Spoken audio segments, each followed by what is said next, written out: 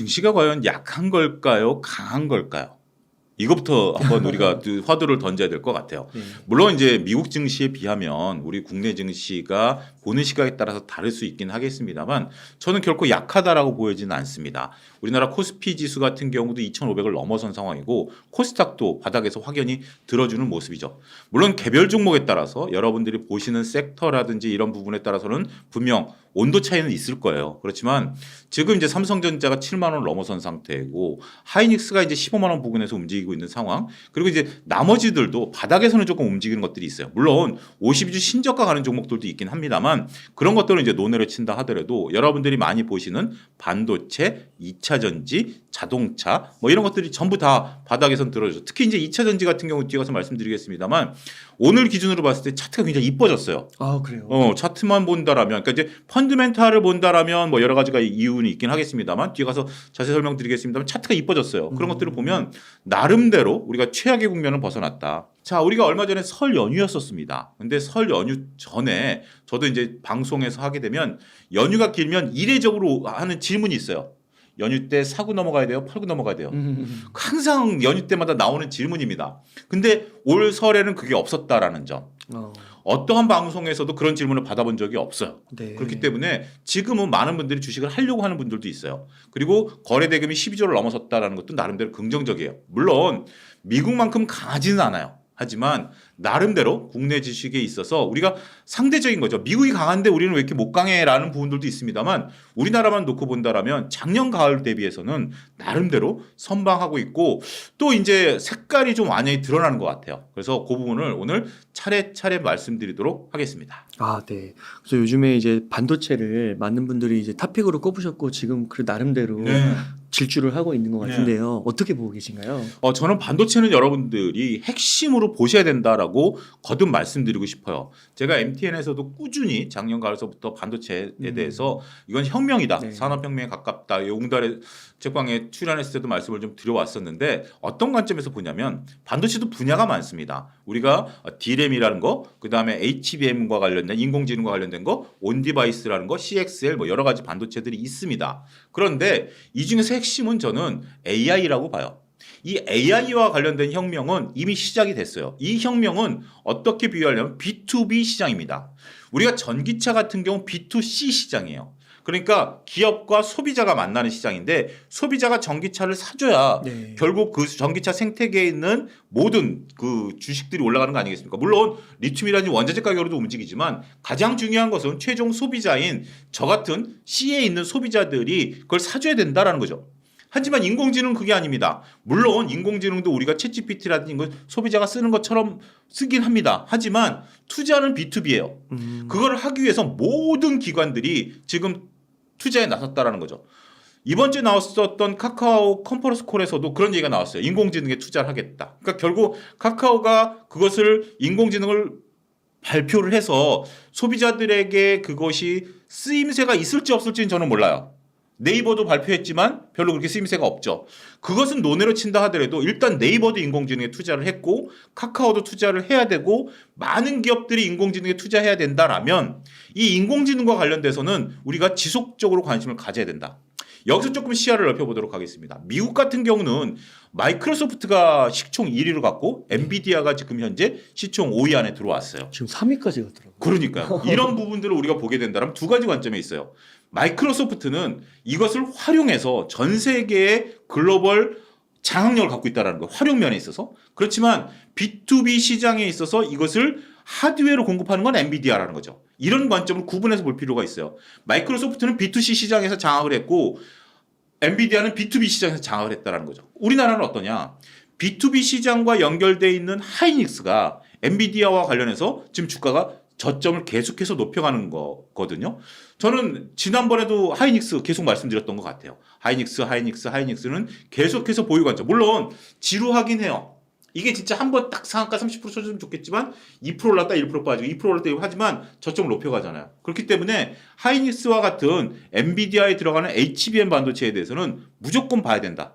삼성전자는 왜 못 가느냐? 삼성전자는 D램 비중이 너무 높습니다. 물론 HBM도 D램의 일종이에요. D램의 일종이지만 우리가 그 일반 컴퓨터에 들어가는 D램 비중이 높고 시스템 반도체 여러 가지 거기는 사업부가 많기 때문에 그 생각해야 될 것이 많아요. 하지만 하이닉스 같은 경우는 벌써 HBM 비중이 이제 20% 넘어선 상태고 이런 것들이 계속해서 늘어난다라고 본다라면 HBM과 관련해서 우리가 좀 지켜봐야 된다라고 말씀드릴 수가 있겠습니다. 그럼 한미반도체는 어떠냐? 한미반도체는 자사주 200억 소각 가지고 주가를 올렸지만 조정을 받습니다만 나름대로 굉장히 강한 거죠. 그 정도 조정이다라고 보면.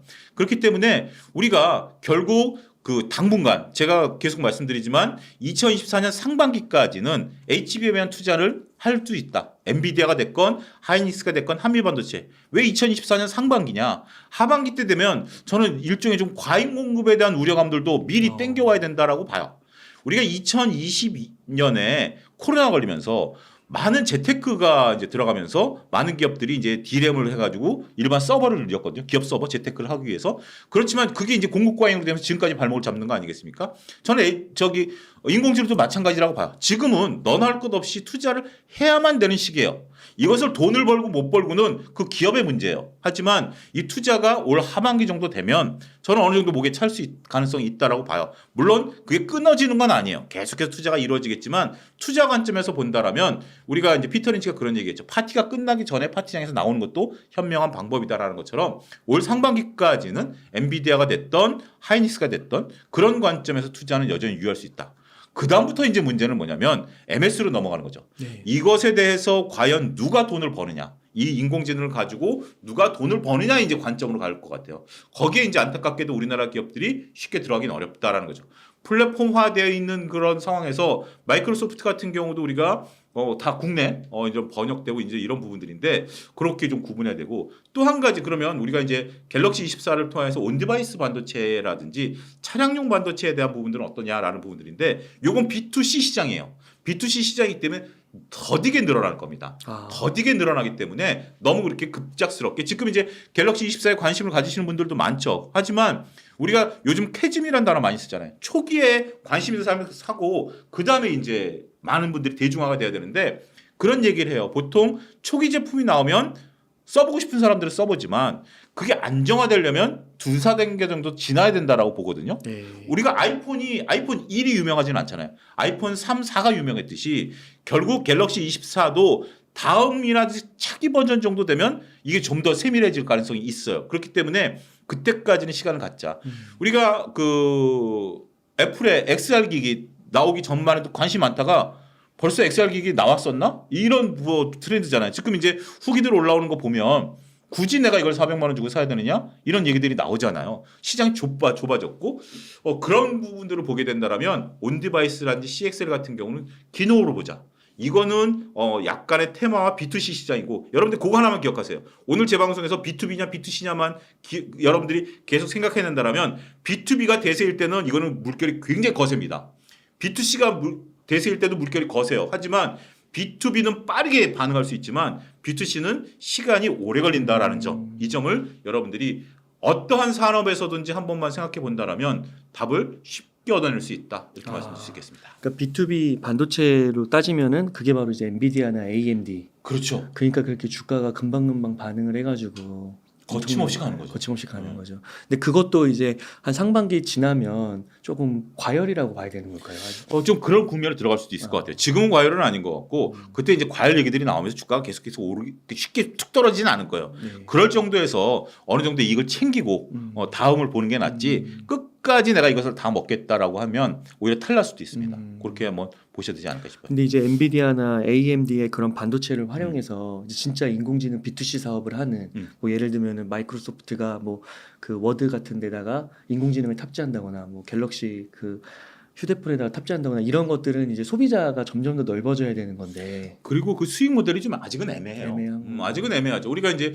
인공지능과 관련해서 물론 이제 구독 서비스가 이제 네. 들어가 있긴 합니다만 그거는 이제 대중화된다라는 측면에서 보면 더군다나 이제 경쟁이 심화되면 이런 것들도 이제 나중에 무료화 많이 될 거거든요. 그렇기 때문에 우리가 이제 갤럭시 24를 사면 통역은 그냥 공짜로 하는 거잖아요. 네. 물론 이제 그 하드웨어 값을 지불하긴 했습니다만 그렇다 하더라도 이걸로 이제 돈을 버는 기업들은 좀 신중해야 되지 않을까. 그 부분을 우리가 좀 결국 우리가 그 2000년 IT 버블 때도 하드웨어 기업들은 지금까지 살아남았지만 소프트웨어 기업들은 수많은 부침들이 있었고 그게 이제 완전히 대중화될 때까지 한 10여 년이 걸렸거든요. 그래서 저는 인공지능에서 돈을 누가 벌 것이다라는 것을 예단하기에는 지금은 좀 너무 이르다. 물론 투자하려면 마이크로소프트는 바이, 네. 엔비디아 바이, 하이닉스 바이인데 국내에서 그걸 갖고 돈을 버는 기업들은 하드웨어 말고 소프트웨어 쪽에서는 아직까지는 퀘션 마크다.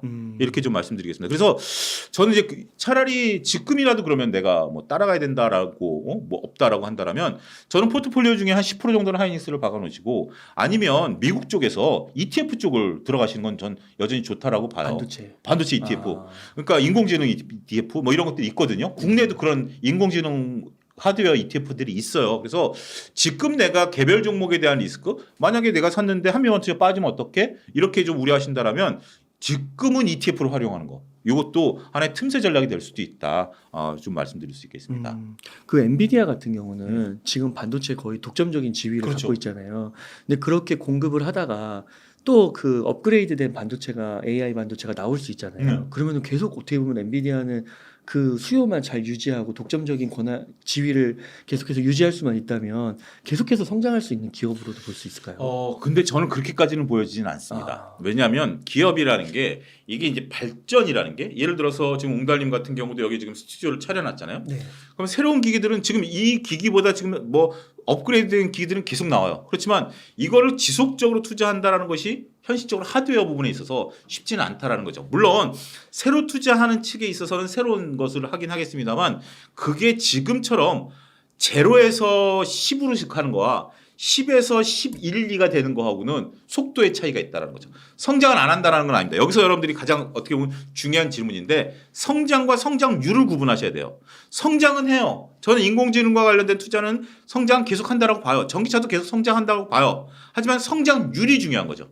초기에는 성장률이 가파르지만 나중에 성장률이 꺾이게 되면 그때야 성장하는데 왜 주가가 못 올라? 이건 여러분들이 잘못 생각하신 거예요. 성장률 자체가 꺾이면 주가는 꺾일 수밖에 없습니다. 네. 그런 부분들로 여러분들이 잘 보셔야 되지 않을까 싶어요. 로봇이 대표적인 거예요. 로봇 같은 경우 저도 오다가 지금 보니까 뭐 화장품 회사에서 그게 물류 로봇 뭐 이걸 유튜브를 좀 잠깐 봤는데 그 100대가 들어갔대요. 그게 움직이는데 그게 지금 로봇이 100대가 거기에 이제 들어간 건데 어떻게 보면 이제 청소기 같은 이제 그런 거를 이제 운반하는 건데 몇 년을 쓸까요? 소프트웨어만 업그레이드 시키면 그거는 이제 100대가 들어가면 한동안 거기를 투자 안 하는 거예요. 네.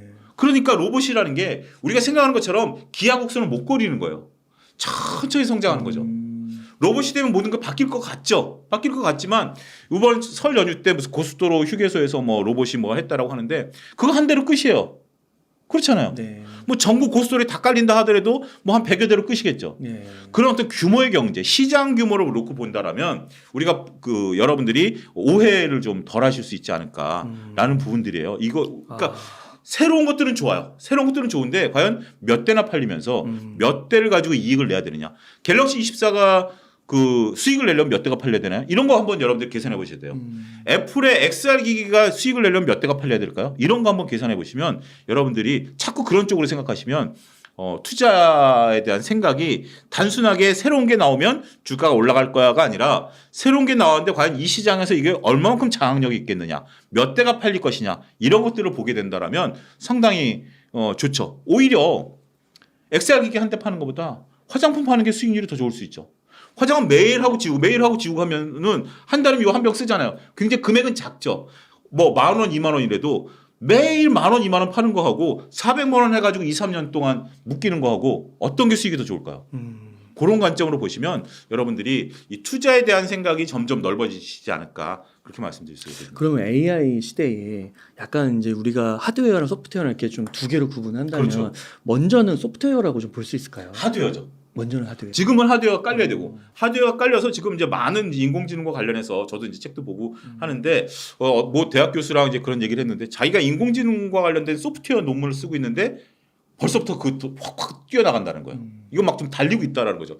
근데 지금은 이것을 어떻게 써야 되고 어떻게 정형화해야 되는지에 대한 지금 이런 너무 정신이 없이 지금 발전하다 보니까 심지어 뭐 대학 논문도 이것도 다 써주고 그다음에 우리가 동영상 촬영도 인공지능이 다 해주고 하는 거기 때문에 이게 지금 어떻게 보면 혼란기인 것 같아요. 근데 지만 지금 이제 많은 것들이 이제 하드웨어가 깔리는 수준이고 거기서 이제 소프트웨어라든지 이익 창출 모델들이 나온다라고 본다라면 그거는 조금 시간이 걸릴 수 있다. 안타까운 것은 국내 기업이 여기서 선점을 할 수 있는 기업들은 아직까지는 특별히 보이진 않는다. 아직까지 우리가 MS를 쓴다라든지 이 글로벌 이런 것들이고 그다음에 언어에 대한 장벽 이런 것들이 사라지고 있다라는 거. 그 대신 저는 인공지능과 관련돼서 우리가 조금 봐야 될 것은 의료용 AI 이런 거는 좀 우리가 볼 필요는 있다라고 봐요.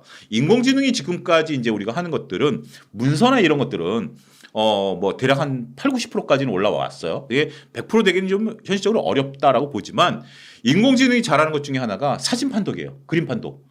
그렇기 때문에 자율주행이 되는 거예요. 이게 판독을 해서 가는 거예요. 그리고 거기에 따른 이제 시뮬레이션을 주는 건데 그래서 의료용 AI 같은 경우는 예를 들어서 뭐 웅달님하고 저하고 폐 사진을 찍으면 뭔가 미묘한 차이가 있을 거 아닙니까? 뭐 그런데 이게 사람이 눈이 보면 하지만 얘네들이 수십만 장을 그걸 딱 그 삽습을 하면 아 여기 점이 생겼다 이걸 발견할 수 있는 거거든요. 그런 부분들을 보면 제가 얼마 전에 의미 있게 본 게 미국에서 잡초 제거용 제초기가 나왔어요. 굉장히 큰 기계인데 이게 쫙 논을 가면서 잡초에다 레이저를 쏴가지고 농약을 안 뿌리고 죽이는 거예요. 근데 그게 인공지능이 할 수 있는 게 뭐냐면 사진 판독을 하는 거거든요. 잡초에 대한 사진을 인식을 시켜놓으면 정상적인 풀과 잡초를 구분해서 잡초에다 쏘는 거예요.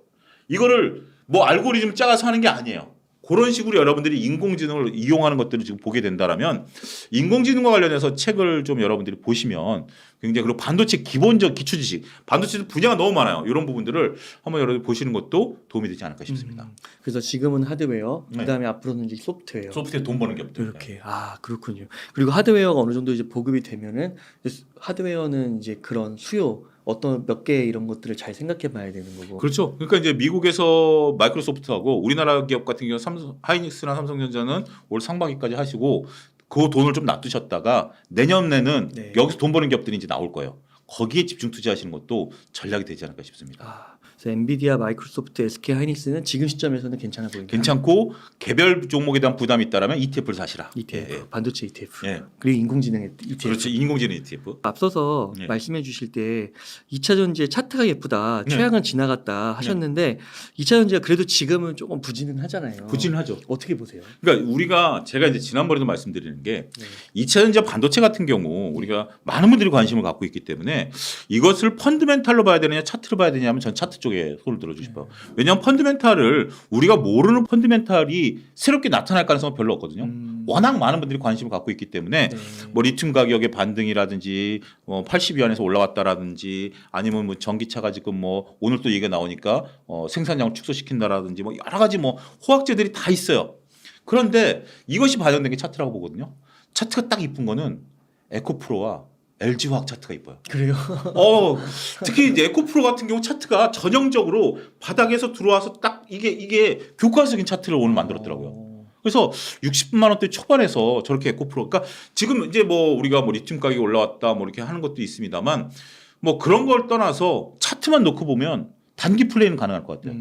그 중에서 가장 좋은 게 만약에 물론 이제 뭐 에코프로가 액분을 한다라든지 뭐 이전 상전을 한다라든지 뭐 여러 가지가 있습니다만 그런 것들이 이제 대세를 이끌기보다는 그냥 차트만 놓고 보자고요. 이게 이제 장기적으로 좋냐 나쁘냐를 떠나서 다행스러운 것은 LG화학도 차트가 좋다라는 거예요. LG화학 차트가 더 좋아요.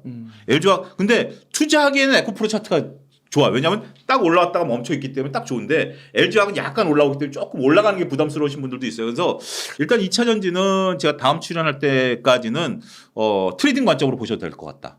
대장주를. 그러니까 에코프로와 LG화학 물론 나머지들은 좀 잘 모르겠어요. 대장주가 에코프로랑 LG화학이라고. LG화학이 지금 차트가 이뻐요. 나머지 차트들은 그렇게 이쁜 건 아니에요.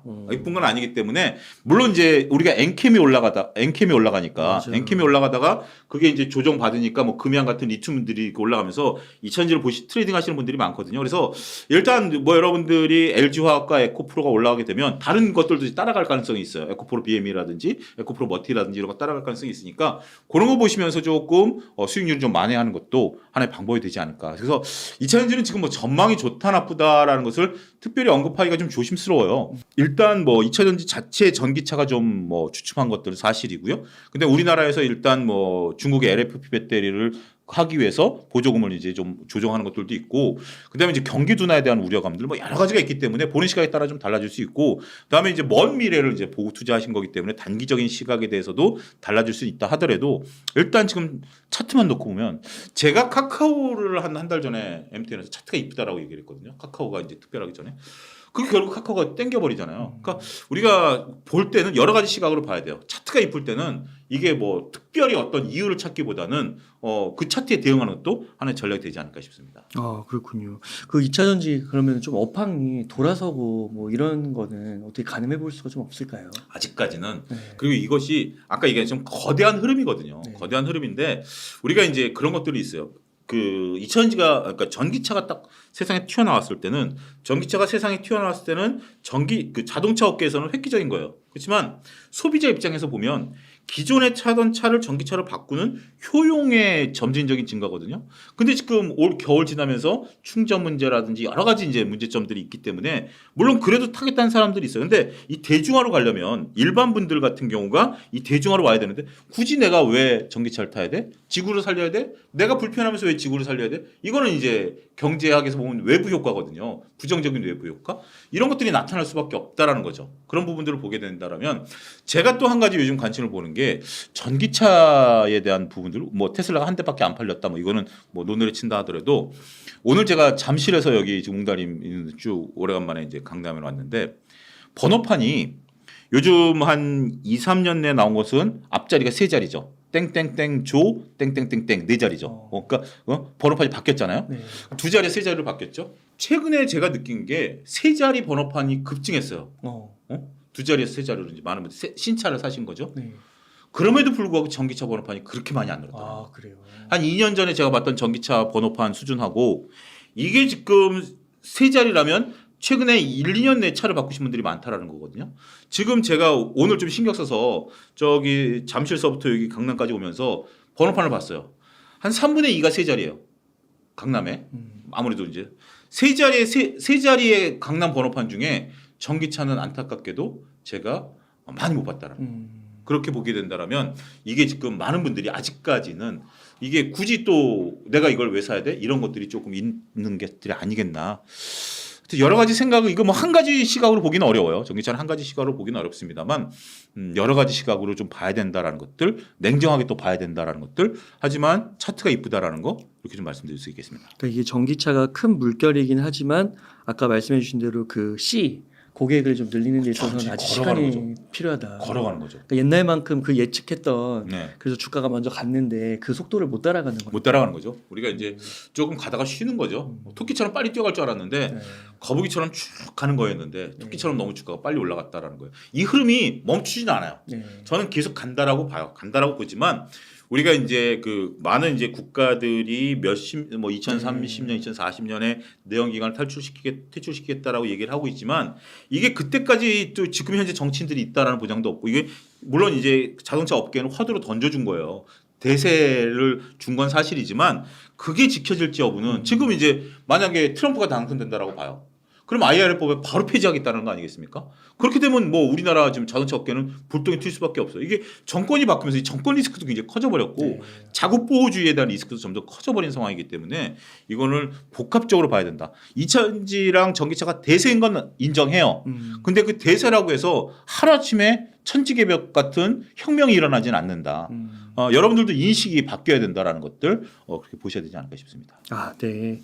그 앞서서 카카오도 좀 언급해 주셨는데 카카오가 진짜 차트가 예쁘다고 하시고. 네, 지금도 차트가 이뻐요. 아, 지금도 예뻐요? 네, 근데 지금 조금 오버슈팅이 좀 나오긴 있는 것 같은데 네. 카카오는 지금은 조금 이익 실현 단계다라고 좀 말씀드려요. 6만 원을 좀 돌파하는 게 관건이다라고 봐요.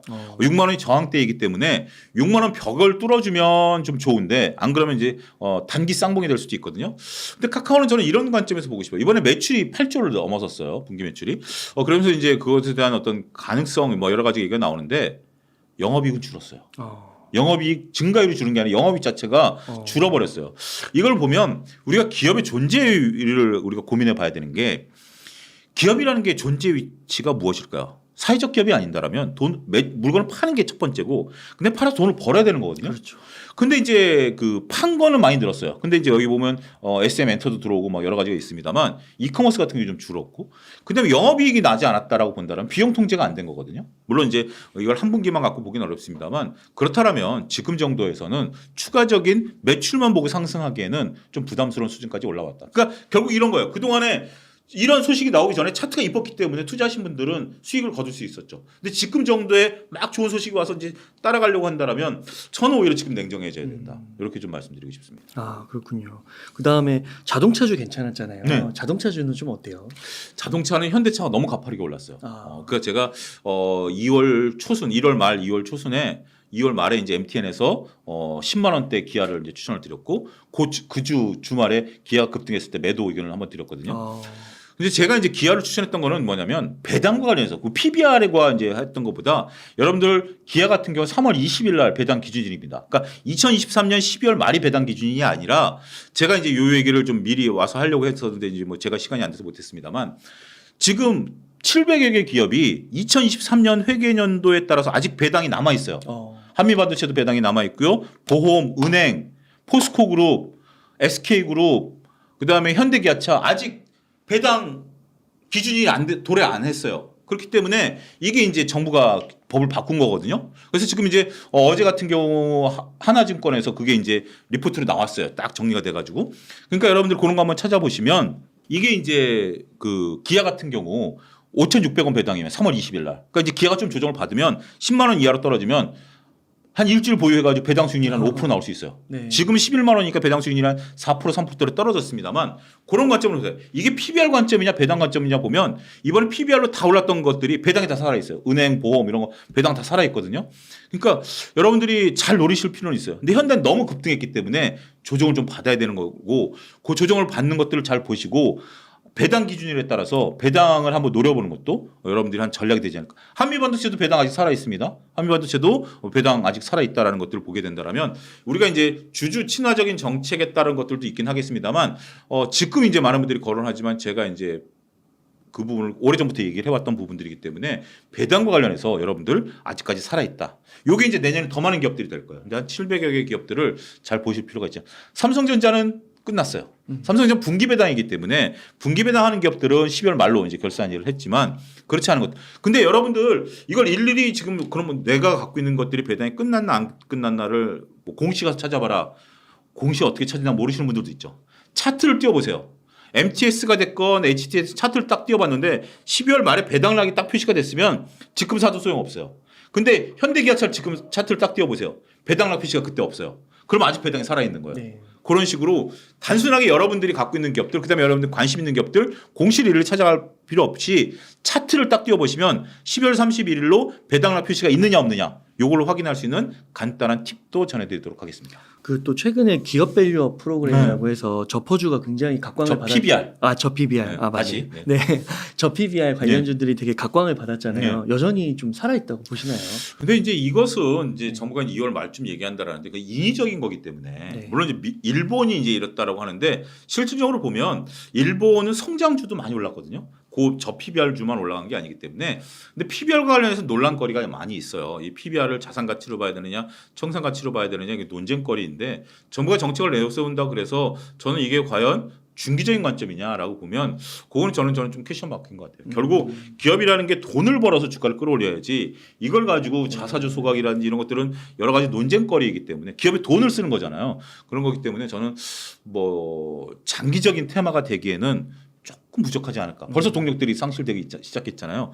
그런 부분을 좀 보셔야 되지 않을까 싶습니다. 그럼 이거 잘못하다가 여기 그 저 PBR 관련주에 물리면 진짜 이거 안 올라오잖아요. 이거는 정말 여러분들 그냥 포트폴리오 한 5% 내지 10% 정도로 좀 보셔야지, 정말 이거는 계속 잠자고 있는 애 깨워놨더니 또 자는 수가 또 있을 수 있어요. 그래서 이거 잘못 건드리셨다가는 이건 대세는 아닌 것 같아요. 대세는 아니고, 더군다나 이제 일본 같은 경우 이제 예를 들어드리는데, 일본은 이제 성장세가 좀 좋아지고 있고, 그 다음에 이제 뭐 성장주들 많이 올랐었고 그랬던 건데, 그거를 따라간다라는 것은 좀 현실적으로 어렵지 않을까 싶습니다. 그 일본 경제가 살아나는 걸까요? 요즘에 굉장히 각광을 많이 받는 것 같더라고요. 일본 경제가 경제 성장 우리가 이제 작년에 경제 성장률이 일본한테 뒤졌죠. 일본이 1.9, 우리가 1.4 처음으로 이제 뒤졌는데 다행스러운 것은 내년에 일본은 0.9, 우리는 2.3이기 때문에 좀 살아날 건 같아요. 근데 일본은 지금 엔저를 어떻게 탈피하느냐가 관건이 될 것 같고 엔저 때문에 또 경제 성장이 올라간 것도 있는데 그거는 이제 조금 보긴 해야 되겠고 근데 일본은 워낙 오랫동안 침체가 돼 있었기 때문에 저물가에 익숙해졌고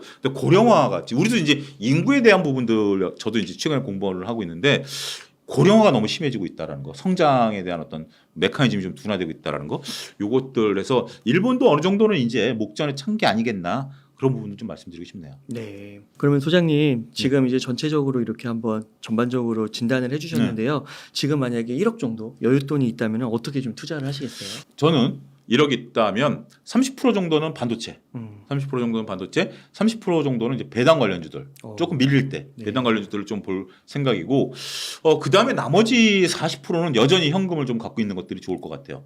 그런데 그 중에서 조금 뭐 하다면 한 20% 정도는 바이오, 제약 바이오 정도, 삼성 바이오로스라든지 뭐 삼천당 제약이라든지 이렇게 해서 한 20% 정도 현금은 꼭 필요할 것 같아요. 왜냐하면 지금 이제 우리가 막 급변하고 있기 때문에 이걸 일일이 쫓아가기는 어렵거든요. 그래서 항상 현금이 있다라면 그걸 가지고 지금 뭐 에코프로 차트가 좋다라고 제가 이제 말씀을 드렸기 때문에 뭐 이체는 좋게 보시는 분들은 그 20% 갖고 에코프로 뭐 단기 매매도 트레이딩도 가능한 거 아니겠습니까? 그런 식의 있던 포트폴리오 구성 30% 반도체는 저는 상반기까지는 무조건 들고 가시는 게 승리에 이끄는 방법이 아니겠나 싶습니다. 반도체는 아까 앞서서 말씀해주신 대로 엔비디아, SK하이닉스, 예, 그걸 기준으로 놓고 반도체 ETF. ETF 이렇게 보셔도 된 것 같아요. 하이닉스나 엔비디아는 기준점으로 놓고 보셔야 될 것 같아요. 기준점으로. 그리고 그게 대세적으로 꺾이지 않는 한 그거를 직접 건드리셔도 되고 주변적으로 건드리셔도 된다. 이렇게 말씀드릴 수 있겠습니다. 혹시 그 연말까지 좀 이렇게 좀 길게 보면 좀 지금대 지수 한 2,600대에서 뭐 많이 보시는 분들은 3,000대까지도 보시더라고요. 그런 가능성은 있다고 보세요. 근데 워낙 변수가 많기 때문에 가장 중요한 변수는 트럼프. 여름쯤에 이제 판명이 나거든요. 네. 왜냐하면 대세가 이제 되니까 지금 이제 트럼프 대통령의 그 사법 리스크도 좀 굵어진 상태고, 그다음에 이제 그 공화당 내에서 이제 경선을 치르는 부분들이 있는데, 요 부분이 이제 한 여름 때쯤 결정이 날 거예요. 근데 미국은 선거제도가 이 간접 선거잖아요. 그런데 미국도 각 주마다 이 색깔이 있어요. 우리도 이제 안타깝게도 이제 각 도마다 색깔이 있듯이 미국도 색깔이 있는데 7개가 경합주예요. 그래서 미국은 전국을 돌아다니면서 선거 운동하지 않습니다. 뭐 당연히 따놓은 거 내 집토끼는 내 7개 갖고 싸우는데 네. 이게 이제 올 여름이면 어느 정도 될 거고 지금 7개에서도 지지율은 트럼프가 높아요. 그리고 이제 여기서 보면 5월 20일 날 대만 총통 취임일이거든요. 네. 그러면 이제 중국과 대만과의 문제 뭐 이런 것들이 이제 불거지기 때문에 여름을 어떻게 넘기냐가 저는 관건이 될 것 같아요. 여름을 만약에 바이든 대통령이 지금 이제 뭐 구설수에 올라가고 뭐 여러 가지 뭐 정신적인 뭐 이런 것들 막 이런 것들이 된다라면 트럼프가 이렇게 부상이 된다라면 우리나라 업체들한테는 굉장히 어려움이 시작될 수도 있다. 그래서 지금을 연말을 본다라는 것은 너무 변수가 많다. 요 점도 좀 대외적인 변수 좀 말씀드릴 수 있겠습니다. 그러니까요. 이게 또 경제를 정치와 또 뗄 수 없죠. 지정학 같은 거를 뗄 수가 없다고 그러고 또 전 세계적으로도 선거가 엄청 많은 올해 선거가 굉장히 많기 때문에 여러 가지 이제 지금 우리가 가장 큰 거는 두려운 건 그거죠. 트럼프 전 대통령이 돼가지고 IRA 법을 폐지해 버린다라는 거. 뭐 이런 기후협약 탈퇴 뭐 이렇게 된다라면 우리나라한테는 엄청나게 큰 데미지가 있을 수 있기 때문에 그 부분을 우려해야 되지 않을까 싶습니다. 그런 의미에서 좀 아까 현금 보유를 꼭 네, 현금을 꼭 두고 계셔야 됩니다. 네. 그래서 또 포트폴리오에서 만약에 딱 하나만 넣어라 한다면 우선 반도체는 뭐 그래도 믿고 가는 거고 그다음에 뭐 트럼프 대통령이 당선된다 하더라도 당선 가능성이 있다 하더라도 제가 이제 상반기까지라고 말씀드렸기 때문에 반도체는 뭐 그래도 우리가 좀 봐야 되는 부분들. 근데 이제 반도체도 뭐 우리가 길게 보기는 어려운 게 한 5년 정도 되면 이제 지금 이제 미국도 아예 반도체 칩스법, 일본도 그와 비슷한 거, 유럽도 중국을 우리가 무시해서는 안 되는 게 중국 같은 경우 여러분들 전 세계에서 반도체 논문들이 가장 많이 쏟아지고 있어요. 아, 그래요. 예. 그런 거 한번 보시고 저는 최근에 제가 2월 들어서 좀 한 게 뭐냐면 이렇게 그 유튜버 중에 각 도시를 걸어다니는 유튜버들이 꽤 많더라고요. 한 사람이 아니라 여러 유튜브들인데 각 도시를 이제 그냥 걸어다니거나 차로 오는 그거 여러분들 한번 중국 각 도시를 돌아다녀 보세요. 우리가 저는 이제 그 중국을 많이 안 가봤기 때문에 각 지역들 우리가 저 신장 위구르 지역들 막 이런데 안 가본 데도 가보면 휘황찬란해요. 그러니까 이게 중국 깨어나고 있는 것들이 어마어마하다라는 것들을 중국이 다시 살아난다. 그러니까 그 중국 자체적으로 갖고 있는 힘이라는 것들이 우리가 첨단 분야에 있어서는 물론 아직까지 우리가 뒤처지고 있긴 합니다만 이러한 아까 인구도 우리가 봤잖아요. 인구에 대한 거대한 물결을 보게 된다라면 제가 이제 간혹 말씀드리는 게 제가 이제 대학 다닐 때 1등은 서울대 물리학과를 갔어요. 컴퓨터공학과 이런 걸 갖고. 근데 지금 1등은 의대를 가잖아요. 그렇죠. 근데 그 1등을 갔던 컴퓨터공학과 이런 애들이 지금 이제 네이버를 창업하고 카카오를 창업했던 친구들이거든요. 삼성전자를 이끌었던 친구들인데 지금은 이제 의대를 가잖아요. 중국은 1등은 다 공학도예요. 창업 뭐 이런 거 뭐 이러니까 그런 흐름도 우리가 좀 봐야 돼요. 삼성전자가 그동안 30년 이끈 건 맞아요. 향후 30년 삼성전자가 이끌겠냐라고 보면 그 흐름들을 우리가 좀 봐야 되겠죠. 그런 것들을 보게 되면 가끔 여러분들 진짜 저도 그걸 보면서 우물안 개구리였다라는 느낌을 보는 게 그런 것들을 한번 보세요. 전 세계를 한번 쫙 침대에 누워가지고 뭐 유럽도 한번 보고 뭐 뉴욕의 할렘가도 좀 보고 막 이런 거 보면 이게 우리가 중국이란 나라에 대해서 우린 그런 게 있잖아요. 중국은 우리보다 아직 좀 밑이다라고 생각을 하는 부분들도 있긴 하겠습니다만 그런 분야도 있긴 있어요. 하지만 많은 부분에 있어서는 우리가 중국을 과소평가해서는 안 된다라는 것들 좀 저 개인적으로는 좀 느끼고 있습니다. 그러네요. 한편 진짜 소장님께서 지금 중국 얘기해 주시면서 제가 지금까지 들어왔던 얘기랑 정말 좀 패러다임을 바꾸는 듯한 얘기를 해주셔가지고 그러니까 우리나라 한국도 보면은 뭐 힘들다 너네가 되겠어 했지만 결국 또 자체적으로 해서 올라온 거잖아요. 그렇잖아. 중국도 자체적으로 그런 게 있을 수 있겠네요, 진짜. 그러니까 걔네들이라고 사는 거 보면 처음에 딱 보면 다 시골 도시 구석 시골도 이제 다니거든요. 그런 거 보면 시골 도시에도 다 이미 도로들이 깔려 있고 우리 시골 풍경과 똑같아요. 여기 사람이 살고 있구나. 그런 느끼고 신장 위구르 지역 그 번화가 가면 우리나라 강남 같아요. 그래요. 그 신장 위구르 하면 정말 티베트를 막 빵이나 길거리에서 먹고 막 이런 걸 생각했는데 그런 게 아니에요. 거기도 벤츠 돌아다니고 막 중국차도 돌아다니고 막 유리로 된 건물도 있고 삐까번쩍하고 물론 이제 그게 크지는 않죠. 좀 작죠. 저도 이제 그런 것들을 하면서 좀 내가 너무 시야를 좁게 보는 게 아니냐. 그리고 이제 우리가 다양한 책들도 좀 봐야 되고 간접 경험들 해야 되고 이런 것들 좀 말씀드릴 수 있겠습니다. 제가 다음에는 중국과 관련해서 우리가 좀 봐야 될 책들도 좀 몇 권 골라올게요. 네. 그래서 올해 이렇게 변수도 많고 변화하는 것들이 또 너무 빠르게 변화하고 이러니까 우리가 그 변화를 조금 더 잘 목격하고 공부하면서 그렇죠. 이제 너무 또 막 덮어놓고 장기 투자 이러면 위험하니까. 지금은 조금 이게 저는 시대가 좀 변했다라고 봐요. 어떻게 보면 워렌 버핏 시대는 장기 투자가 할 수 있었던 그러니까 산업의 속도가 그렇게 급변하는 건 아니었어요. 급변하는 건 아니었지만 지금 산업의 속도는 눈을 뜨면 달라지는 거죠. 근데 한편으로 보면 제가 이제 강남역에 오면 제가 30년 전에 강남 왔을 때랑 지금이랑 큰 풍경은 변화는 없어요. 큰 풍경의 변화는 없어요. 그러니까 이게 시대가 급변할 것처럼 보이지만 또 이런 하드웨어적인 건 없지만 우리가 투자하는 분야에 있어서는 이게 과연 그것이 이제 끝나고 났을 때에 새로운 시대가 도입을 하면 과연 30년 전에 그런 방식이 맞느냐. 전 PBR도 그렇게 봐요. PBR은 1930년대에 벤저민 그레임이 만든 건데 지금 와가지고 PBR을 봐야 되느냐. 네이버의 PBR은 뭘로 봐야 될까요? 카카오의 PBR은 뭘로 봐야죠?